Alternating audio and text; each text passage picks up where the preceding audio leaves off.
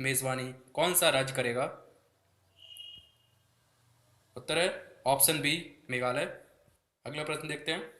भारत में डिजिटल जांच और प्रशिक्षण के लिए पहला केंद्र किस राज्य में स्थापित किया गया है? उत्तर है ऑप्शन ए, हरियाणा। अगला प्रश्न है, वीपांग जियांग पुल जो कि विश्व का सबसे ऊंचा पुल है किस देश में स्थित है? उत्तर है ऑप्शन ए, चीन। अगला प्रश्न है, Bharat interface for money Bhim digital भुगतान के लिए बनाई गई एक एप्लीकेशन को किसने लॉन्च किया है? उत्तर है ऑप्शन बी, प्रधानमंत्री। अगला प्रश्न है, भारत की सबसे लंबी दूरी तक मार करने वाली परमाणु क्षमता से संपन्न अंतर महाद्वीपीय मिसाइल अग्नि 5 की मारक क्षमता कितने किलोमीटर तक है? उत्तर है ऑप्शन ए, 5000 किलोमीटर से ज़्यादा। अगला प्रश्न है, किस बैंक ने व्यापारियों के लिए इजी पे नामक एक नया एप्लीकेशन लॉन्च किया है? उत्तर है ऑप्शन ए, आईसीआईसीआई बैंक। अगला प्रश्न है, भारतीय स्टेट बैंक ने अपनी बेंचमार्क लैंडिंग दर को 0.9% से घटा दिया है, इसके बाद जो नई बेंचमार्क लैंडिंग दर है वह कितनी है? उत्तर है ऑप्शन बी, 8%। अगला प्रश्न है, पाक अधिकृत कश्मीर से भारत आए हिंदू शरणार्थियों को केंद्र सरकार कितने लाख की आर्थिक मदद देगी? उत्तर है ऑप्शन बी, 5.5 लाख। जरूरी है इंडिया की रैंकिंग क्या है इकोनॉमिक फ्रीडम इंडेक्स के अंदर 2017 के अंदर। तो India ranks 143rd in economic freedom index. तो इंडिया की 143 रैंक है फ्रेंड्स, जो कि बहुत ही लो है। ओके, तो आपका जो आंसर है वो है डी, 143, और ये बहुत ही कम है। और ये कई सारे साउथ एशियन नेबर्स अपने, उनसे भी अपनी कम रैंकिंग है, जैसे कि पाकिस्तान वाकिस्तान और इन सब देशों से भी कम है। हालांकि यहाँ पे हांगकांग, सिंगापुर, न्यूजीलैंड ने इस इंडेक्स को टॉप किया है। तो आपको जानना ज़रूरी है, इसमें आपको याद रखने की दो चीज़ें हैं। एक तो इंडिया की रैंकिंग क्या है, दूसरा कौन सा देश है जिसने इकोनॉमिक फ्रीडम इंडेक्स को टॉप किया है। तो ये हांगकांग है। World day of social justice is observed on which date. तो world day of social justice किस दिन ऑब्जर्व किया जाता है? तो देखते हैं news. The world day of social justice was observe globally on 20 February 2017। और इस साल की जो थीम थी वो थी preventing conflict and sustaining peace through decent work. Okay, तो preventing conflict and sustaining peace through decent work इस साल की थीम थी, और ये ऑब्जर्व किया जाता है 20 फेब को। तो आपका आंसर है D. Which is the world largest arm importer country in the last 4 years. तो 4 सालों के अंदर ऐसा दुनिया में कौन सा देश है जिसने सबसे ज़्यादा हथियार खरीदे हैं बाकी दुनिया से? तो देखते हैं news. India was the world largest importer of major arms between 2012 and 16, accounting for the 13% of the global total sales, according to a new data released by the Stockholm International Peace Research Institute. And India increased its arms imports by 43% between 2007 to 11 and 12 to 16. तो India ने दुनिया के जितने भी हथियार बिके हैं उसमें से 13% हथियार भारत ने खरीदे हैं। और 2017 से 7 से लेकर 11 के बीच में जितने आर्म इंडिया ने खरीदे थे उससे 43% ज़्यादा खरीदे पिछले 4 सालों के अंदर। और यूएस दुनिया के अंदर सबसे लीडिंग आर्म्स एक्सपोर्टर है, सबसे ज़्यादा लोगों को हथियार देता है। और भारत है जो कि दुनिया में सबसे ज़्यादा हथियार खरीदता है। तो देखिए इसका आंसर है आपका सी। अब देखते हैं national news. Which city has hosted International Coin Fair 2017? तो इंपॉर्टेंट क्वेश्चन है friend. International coin fair held in Thiruvananthapuram. तो यहाँ पर नियर बाय 2500 से ज़्यादा कॉइन्स जो कि 500 रीजन से, ओके, जहाँ की एम्प्रेस के, प्रिंसली स्टेट्स के कई सारे कॉइन को डिस्प्ले किया गया। और ये 3 दिन का इवेंट था जहाँ पे गिलबर्ट लोपेज जिन्होंने Guinness book of world record है जिनके नाम पे सबसे ज़्यादा कॉइन कलेक्शन के नाम पे, वो भी यहाँ पे आए हुए थे। ओके, तो आपका जो आंसर है वो है Thiruvananthapuram. ISRO sends record 104 satellite in one go. तो इसके बारे में फ्रेंड्स हमने पूरा एक डिटेल में आपको वीडियो प्रोवाइड किया था। इसरो ने जो 104 सैटेलाइट भेजी हैं, और यहाँ पे जो आपके लिए इंपॉर्टेंट कंटेंट है वो ये है कि देखिए ये जो PSLV 37 थी जिससे इंडिया ने इसको लॉन्च किया था, और ये जो PSLV की 39th फ्लाइट थी। ओके, पहली चीज़ आपको ध्यान रखनी कि 104 जो सैटेलाइट भेजी है PSLV 37 से भेजी है। दूसरी ये इसकी 39th फ्लाइट थी जो कि श्री हरिकोटा से अपन ने भेजी है। टोटल इसमें 104 सैटेलाइट थी। ओके, और इंडिया ने रिकॉर्ड को बीट किया किसके, रशियन स्पेस एजेंसी को, जिन्होंने 37 सैटेलाइट एक साथ भेजी थी और इंडिया ने 104 भेजी है। तो इंडिया ने रिकॉर्ड बनाया है एक साथ एक बार में सबसे ज़्यादा सैटेलाइट भेजने का। इसके अंदर देखिए एक तो कार्टोसैट 2 सीरीज थी 2D, इसके अलावा INS 1 थी और INS एक और थी। तो ये 3 तरह की इंडियन सैटेलाइट्स थी। इसके अलावा बाकी सैटेलाइट्स अपन ने जैसे कि 96 सैटेलाइट्स भेजी USA की, 3 इंडिया से थी और 5 इंटरनेशनल कस्टमर्स के थे जो कि इसरो के हैं, जैसे कि Israel, Kazakhstan, Netherlands, Switzerland, UAE respectively. Okay, तो ये इंपॉर्टेंट कंटेंट है जो कि आपको ध्यान रखना है। इसके अलावा देखिए इसरो का जो हेडक्वार्टर वो बैंगलोर के अंदर है। इट वॉज फाउंडेड इन 15 अगस्त 1969 और अभी चेयरपर्सन कौन है इसरो के, किरण कुमार है। तो आपको ये सब चीज़ भी याद रखनी है। Which district was carved out of Darjeeling recently, तो कौन सा डिस्ट्रिक्ट रिसेंटली बनाया गया है दार्जिलिंग में से उसको हटा के, ओके, दार्जिलिंग में से उसको कट करके। तो देखते हैं पहले news. New district of Kalimpong was carved out of Darjeeling which has been separate statehood demand since 1980 with West Bengal chief minister making the formal announcement. तो 1980 से डिमांड चल रही थी कि एक नए स्टेट, एक डिस्ट्रिक्ट को बनाने की। ओके, तो कालिम्पोंग उसका नाम रखा गया और ये दार्जिलिंग से इसको काट के बनाया है। तो आपका जो आंसर है वो है C। और वेस्ट बंगाल की कैपिटल है कोलकाता। गवर्नर है यहाँ पे Keshari Nath Tripathi and it was founded in 26 January 1950। Which city is hosting 11th international aero India 2017। तो 11th इंटरनेशनल एरो इंडिया कौन सी सिटी के अंदर हो रहा है। तो देखते हैं news. 11th international aero India 2017 begins, और ये कहाँ कराया गया, बेंगलुरु के अंदर ये हो रहा है। ओके, तो आपका आंसर है B, बेंगलुरु। और यहाँ पे नियर बाय 549 कंपनीज है जो कि यहाँ पे पार्टिसिपेट कर रही है with 53 aircraft gracing the event. What is the name of the early warning system recently induced in the Indian air force. तो रिसेंटली इंडियन एयरफोर्स के अंदर एक नया इंड्यूस किया गया सिस्टम अर्ली वार्निंग सिस्टम, तो उसका नाम क्या है। तो देखते हैं news. The IAF Indian air force has formally induced the first indigenously build airborne early warning and control system Netra developed by the DRDO। Okay, तो पहला इंडिजीनियसली अपने देश के अंदर ही बना है ये warning system, early warning and control system, जिसका नाम क्या है, नेत्रा। तो आपका आंसर है वो है A। Which city has hosted conference on next gen technologies. Okay, तो कौन सिटी है जिसने कॉन्फ्रेंस अभी होस्ट करी है नेक्स्ट जेन टेक्नोलॉजीज के ऊपर। तो देखते हैं news. Inaugurating the International Conference on Next Gen Technologies for Mining and Fuel Industries in New Delhi, Dr. Harshvardhan said that this conference must look at the working conditions of the poorest of the poor, the have-nots, downtrodden, and see how much scientific research can change and improve their lives. Okay, तो यहाँ पे ये new Delhi के अंदर इसको करवाया गया है और डॉक्टर हर्षवर्धन यहाँ पे आए थे। उन्होंने कहा कि टेक्नोलॉजी से जो पुअर सेक्शन ऑफ सोसाइटी है उनको काफ़ी मदद मिलनी चाहिए, तो ऐसा कुछ करें ताकि उनको मदद मिले। तो आपका आंसर वैसे है इसका क्वेश्चन का D, New Delhi. Which state has launch e prison project. तो कौन सा स्टेट है जिसने ई प्रिजन प्रोजेक्ट को लॉन्च किया है। तो देखते हैं news. The JNK government has launch the e prison project to enumerate jail image in the state, okay, where number of detainees keep swelling during unrest. Okay, तो देखिए ये जो ई प्रिजन प्रोजेक्ट लॉन्च किया गया है ये जम्मू एंड कश्मीर गवर्नमेंट ने किया है, क्योंकि यहाँ पे काफ़ी लोगों को डाल दिया जाता है जेल में और फिर पता नहीं लगता कि कौन है, कब उनका क्या प्रोसीडिंग हो रही है। तो उनके बारे में कंप्लीट डिटेल्स रहे और मैनुअली मेंटेन करने की ज़रूरत ना पड़े, इसलिए ई प्रिजन प्रोजेक्ट चलाया गया है ताकि जिसके ऊपर कोई केस चल रहा है, उनको डिटेंशन कर रखा है, तो उन सब के अपने पास में, लोगों के पास में डिटेल्स हो, इसीलिए इसको लॉन्च किया गया है। तो आपका जो आंसर है वो है D, JNK। Which scheme was recently launch by the khadi and village industries commission. तो कौन सी स्कीम है जो कि लॉन्च करी गई है Khadi and village industries commission के द्वारा। तो देखते हैं news. Aiming to scale up employment at rural location and push up the Khadi and Village Industries product from the village, the Khadi and Village Industries Commission has initiated a project named khadi gown. Okay, तो khadi gown नाम का एक project है जो कि launch किया गया है KVIC के द्वारा, यानी कि khadi and village industries commission के द्वारा। ओके, और इसके अंदर 5 इस्टेब्लिश किए जाएंगे हर एक स्टेट के अंदर ऐसे गाँव इस स्कीम के अंदर, ताकि वो सेल्फ डिपेंडेंट बनाने में, खादी जो लोग प्रोड्यूस कर रहे हैं उन लोगों को रोजगार प्रोवाइड करने में, ये सब प्रोवाइड करने में इनको मदद करेगा। ओके, तो इस स्कीम का नाम है A, खादी गाउन।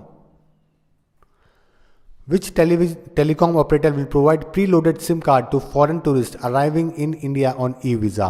तो ई वीज़ा के लगा के जो लोग इंडिया फॉरेन टूरिस्ट आते हैं उनको कौन सा टेलीकॉम ऑपरेटर है जो कि अपनी सिम प्रोवाइड करेगा। तो देखते हैं news.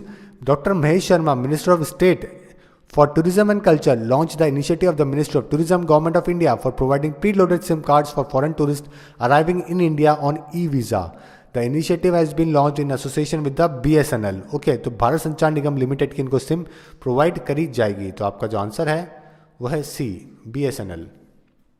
Which city is hosting Indian panorama festival 2017? तो कौन सिटी है जो कि इंडियन पैनोरामा फेस्टिवल 2017 होस्ट कर रही है? तो देखते हैं ये कौन सिटी है. इंडियन पैनोरामा फेस्टिवल 2017 बिगेन्स इन पोर्ट ब्लेयर. तो पोर्ट ब्लेयर जो कि अंडमान और निकोबार की कैपिटल है, यहाँ पे इसको करवाया जा रहा है. ओके, और आपको जानना ज़रूरी है फ्रेंड्स, जैसे कि नॉर्थ अंडमान, उसके बाद में मिडिल अंडमान, साउथ अंडमान और लिटिल अंडमान, उसके बाद में निकोबार आता है. ओके, तो ये जो है आपकी सिटी है, ये कहाँ पर है? साउथ अंडमान के अंदर है, पोर्ट ब्लेयर. नॉर्थ अंडमान में आपके सैडल पीक है जो कि सबसे बड़ा पीक भी है वहाँ पे. ओके, तो ये छोटी मोटी चीज़ें हैं जो कि आपको ध्यान रखनी ज़रूरी है. इन दोनों के बीच में नॉर्थ लिटिल अंडमान और निकोबार के बीच में 12 डिग्री चैनल है. तो आपको इस माफ़ कीजिएगा 10 डिग्री चैनल है. यहाँ पे दोनों के बीच में 10 डिग्री चैनल है. तो ये जो कंटेंट है आपको याद रखना ज़रूरी है. तो आपका आंसर है पोर्ट ब्लेयर, बी आपका आंसर है. What is the theme of the Global Investor Summit 2017 held in Jharkhand? तो झारखंड के अंदर ग्लोबल इन्वेस्टर समिट हो रहा है, तो इसका थीम क्या है? तो देखते हैं. News today global investor summit momentum Jharkhand held in Ranchi. तो मोमेंटम झारखंड है इसका नाम, प्रोजेक्ट का नाम, जो कि यहाँ पे करवाया जा रहा है. तो आपका जो आंसर है वो है सी, मोमेंटम झारखंड. तो झारखंड की जो कैपिटल है वो रांची है. चीफ मिनिस्टर यहाँ पे रघुबर दास हैं, गवर्नर द्रौपदी मुर्मू है, और फाउंडेशन हुआ था, इनका फॉर्मेशन हुआ था 15 नवंबर 2000 को. ओके, और आपको ये भी चीज़ भी ध्यान रखनी है कि ये जो इन्वेस्टमेंट सबमिट करवाया जा रहा है, ये किस लिए करवाया जा रहा है? इन्वेस्टमेंट अट्रैक्ट करने के लिए, ताकि जो बड़े बड़े इंडस्ट्रियलिस्ट है, बिजनेसमैन है, वो वहाँ पे आए और वहाँ पे इन्वेस्ट करें. Okay, more than 1000 delegates including many leading industrialist both Indian and from other countries took part in this. The Jharkhand government is hoping for an investment of around 3,75,000 crore रुपये फ्रॉम 219 कंपनीज. तो 219 कंपनियों से एक्सपेक्ट कर रही है government की इनको near by 3 lakh crore का इन्वेस्टमेंट वहाँ पे मिले. तो देखते हैं अगला question. Which state has decided to constitute a tourism board? तो कौन सा स्टेट है जो कि कॉन्स्टिट्यूट करेगा एक टूरिज्म बोर्ड? तो देखते हैं. News MP government to set up tourism board. तो एमपी वो देश है, यानी कि मध्य प्रदेश वो देश है जो कि जिसने ये डिसाइड किया है वो एक टूरिज्म बोर्ड बनाएगा for the expansion of the facilities at the tourist spots and draw investment in the sector, ताकि जो फैसिलिटीज़ है टूरिज्म डिपार्टमेंट का टूरिस्ट स्पॉट्स पे वो अच्छी हो सके. ओके, और ये सारे रेस्पॉन्सिबिलिटी देखिएगा होगी इस बोर्ड के ऊपर, ताकि टूरिज्म का बढ़ावा वहाँ पे मिल सके, जिसका टूरिज्म पॉलिसी 2016 इन्होंने बनाई थी. इसको लेके इन्होंने काफ़ी काम किए हैं. तो मध्य प्रदेश की कैपिटल है भोपाल, चीफ मिनिस्टर है शिवराज सिंह चौहान, गवर्नर है ओम प्रकाश कोहली, और इसका फॉर्मेशन हुआ था 1 नवंबर 1956 को. तो आपका जो आंसर है वो है Madhya Pradesh. Which sail boat has been induced in Indian navy on 18 February 2017? तो इंडियन नेवी के अंदर 18 फरवरी को कौन सी सेल बोट को इंड्यूस किया गया था? तो उसका नाम क्या है? तो देखते हैं. News Tarini induced in Indian navy on 18 February 2017. तो तरीनी इसका जो ये सेल बोट है इसका नाम है, जो कि किसके अंदर इंड्यूस करी गई? इंडियन नेवी के अंदर इसको इंड्यूस करी गई है. ओके, तो आपका जो आंसर है वो है ए. विच ऑर्गेनाइजेशन है launch the communication radio for the Indian arm forces? तो कौन सी ऑर्गेनाइजेशन इसने कम्युनिकेशन रेडियो लॉन्च किया है इंडियन आर्म फोर्सेज के लिए? तो देखते हैं. News PSU Bharat Electronics Limited BEL has unveiled a new communication radio for the Indian Armed Forces called Stars 5th Mark 3rd at the Aero India 2017 show. तो star 5th इसका नाम है जो कि इन्होंने बनाया है. किसने? भारत इलेक्ट्रॉनिक्स लिमिटेड ने, BEL ने. ओके, तो आपका आंसर है ए. इन्होंने बनाया है कम्युनिकेशन रेडियो किसके लिए? इंडियन आर्म फोर्सेस के लिए. और ये क्या है? Multi band high data rate software intensive IP radio with mobile ad hoc networking function supporting up to 64 notches. Okay, और BEL का जो हेडक्वार्टर वो है बेंगलोर में है. इट वॉज फाउंडेड इन 1954 और चेयरपर्सन है MV गौटामा. What will be the new tenure of the chairperson of the SEBI? in India. तो देखते हैं news. The government said that the tenure of the next chairperson of the Security and Exchange Board of India, SEBI, Ajay Tyagi, will initially be for the 3 years. तो initially Ajay Tyagi का जो tenure रखा गया है वो 3 साल का रखा गया है सेबी के एज ए चेयरपर्सन. उसके बाद में वो बढ़ा भी सकते हैं, लेकिन राइट नाउ 3 साल का है. उसका हेडक्वार्टर है मुंबई के अंदर. इट वॉज फाउंडेड इन 12 अप्रैल 1992 और चेयरपर्सन कौन है? अजय त्यागी हैं, जिनको अभी सेबी का बनाया गया है. How many new airports will be added to the UDAN scheme. तो उड़ान स्कीम के तहत कितने नए एयरपोर्ट अभी एड ऑन किए गए हैं? तो देखते हैं news. The UDAN scheme to increase number of airport by 50. तो 50 एयरपोर्ट ये इंक्रीज कर देंगे इस उड़ान स्कीम के तहत. तो आपका जो आंसर है वो है बी. ओके. और नियर बाय इसके अंदर इसकी जो स्कीम है उड़ान, इसका पूरा नाम है उड़े देश का आम नागरिक. और इन 50 एयरपोर्ट को बनाने का मतलब है, और साथ में इनका जो मोटिव है वो है कि हर एक घंटे के 2,500 रुपये के अंदर कोई भी आम नागरिक ट्रैवल कर सके, एयर जर्नी कर सके. और 75 स्मॉल ऑपरेशनल एयरपोर्ट अभी कंट्री के अंदर और भी हैं, और टोटल मिला के 125 हो जाएंगे अगर सक्सेसफुल इम्प्लीमेंटेशन हुआ उड़ान स्कीम का. विच city is hosting western regional agriculture fair 2017. तो कौन सिटी है जो कि होस्ट कर रही है वेस्टर्न रीजनल एग्रीकल्चर फेयर? तो देखते हैं news. Indian western agriculture regional agriculture fair 2017 inaugurates in Bikaner. तो बीकानेर के अंदर इसको इनॉग्रेट किया गया है. ओके. और मिनिस्टर ऑफ जो एग्रीकल्चर हैं श्री राधे मोहन सिंह, वो उन्होंने यहाँ पे इनॉग्रेशन किया और कहा कि गवर्नमेंट फार्मर्स को लेके और उनकी इनकम को डबल करना चाहती है अगले 5 सालों के अंदर. तो ये उनका टारगेट है. तो आपका जो आंसर है वो है बीकानेर. डी आपका आंसर है. Which city is hosting South Asian speaker summit. तो कौन सिटी है जो कि साउथ एशियन स्पीकर समिट को होस्ट कर रही है?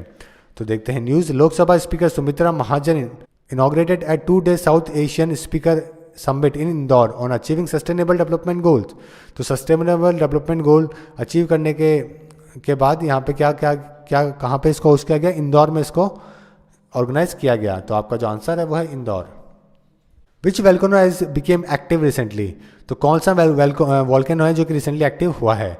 तो India's only volcano active again. तो इंडिया का जो एकमात्र एक्टिव वोल्केनो है बायरन आइलैंड, ओके, वो यहाँ पे क्या हो गया 1991 के बाद में काफ़ी बार इसको एक्टिवेट हुआ था, ये एक्टिव हुआ था ये, और अभी रिसेंटली देखा गया कि वो एक्टिव हुआ है वापस से. और ये देखा गया कहाँ पे पता किया गया इसका? नेशनल इंस्टीट्यूट ऑफ ओशनोग्राफी के अंदर, जो कि गोवा के अंदर है. तो आपका जो आंसर है वो है B. India has sanctioned a soft loan of $1 million to Nepal for various infrastructure development program. तो इंडिया ने सैंक्शन किया है एक सॉफ्ट लोन अपने नेपाल नेबरिंग स्टेट को, कंट्री को, नेपाल को. ओके. तो ये कितने $1 million का दिया गया है उनको? तो ये दिया गया है $340 million का, यूएसडी का. ओके. तो आपका जो आंसर है वो है B. 340 million to Nepal. Okay. जो कि इसमें यूएसडी के अंदर है. T R. Zeliang has resign recently, he was the chief minister of. तो टी.आर. ने रिसेंटली अभी रिजाइन किया था, और कौन से स्टेट से इन्होंने चीफ मिनिस्टर से रिजाइन किया था? तो देखते हैं news. Nagaland chief minister T R. Zeliang resign. तो नागालैंड के जो चीफ मिनिस्टर थे उन्होंने अभी रिसेंटली रिजाइन किया है. तो आपका जो आंसर है वो है D. What is ICGS Ayush. तो ये ICGS यानी कि Indian coast guard ship. Okay. ICGS का फुल फॉर्म है Indian coast guard ship. Ayush क्या है? ओके. तो आप इसके नाम से ICGS से ही पता कर सकते हैं कि क्या है, इंडियन कोस्ट गार्ड शिप है. तो आपका आंसर हुआ B. India's first dedicated heliport will open in which city. तो इंडिया का पहला डेडिकेटेड हेलीपोर्ट कहाँ पे ओपन किया गया था? पहले जैसे आपने एयरपोर्ट सुना था, वैसे अब हेलीपोर्ट भी ओपन हुआ है. तो ये कहाँ ओपन किया गया? इसको दिल्ली के अंदर ओपन किया गया, जहाँ पे चॉपर्स, वहाँ पे जो हेलीकॉप्टर्स है वो वहाँ पे उतर सकते हैं. तो आपका आंसर है न्यू दिल्ली. और उसको जिस कंपनी ने ओन किया है वो है Pawan Hans helicopter limited. Which resource kit has been launch recently for adolescent part of Rashtriya Kishor स्वास्थ्य कार्यक्रम. तो राष्ट्रीय किशोर स्वास्थ्य कार्यक्रम के तहत कौन सी रिसोर्स किट लॉन्च करी गई एडोलेसेंट के लिए, बच्चों के लिए? तो देखते हैं news. Health secretary launches Saathiya resource kit and Saathiya Salah mobile app. तो साथिया नाम का इन्होंने रिसोर्स किट लॉन्च करी है. तो आपका जो आंसर है वो है ए. और साथ में मोबाइल एप्लीकेशन भी बनाई है जिसका नाम है साथिया सलाह. अब देखते हैं ट्रेड एंड बैंकिंग से related important question. Which bank has launch name and shame campaign. तो नेम एंड शेम कैंपेन कौन सी बैंक ने लॉन्च किया है? तो देखते हैं इसका news. The name and shame campaign launch initiated by the Catholic Syrian bank employees and retireds against wilful defaulters in Kerala seems to have started paying dividends. तो Catholic Syrian bank है जिन्होंने इसको लॉन्च किया है. तो आपका जो आंसर है वो है B. Which bank has tied up with the Kerala State Cooperative Consumers Federation to facilitate cashless purchase for its consumer? तो कौन सा बैंक है जिसने टाई अप किया है केरला स्टेट कोऑपरेटिव कंज्यूमर्स के साथ में ताकि कैशलेस परचेज हो सके कस्टमर्स की? तो देखते हैं news. IDBI bank ties up with the consumer fed. तो आईडीबीआई वो बैंक है जिसने टाई अप किया है इनके साथ में। ओके, और आईडीबीआई का जो हेडक्वार्टर है वो है मुंबई में। इट वॉज फाउंडेड इन 1964। उसके सीईओ कौन है? किशोर कारत। तो आपका जो आंसर है वो है आईडीबीआई बैंक।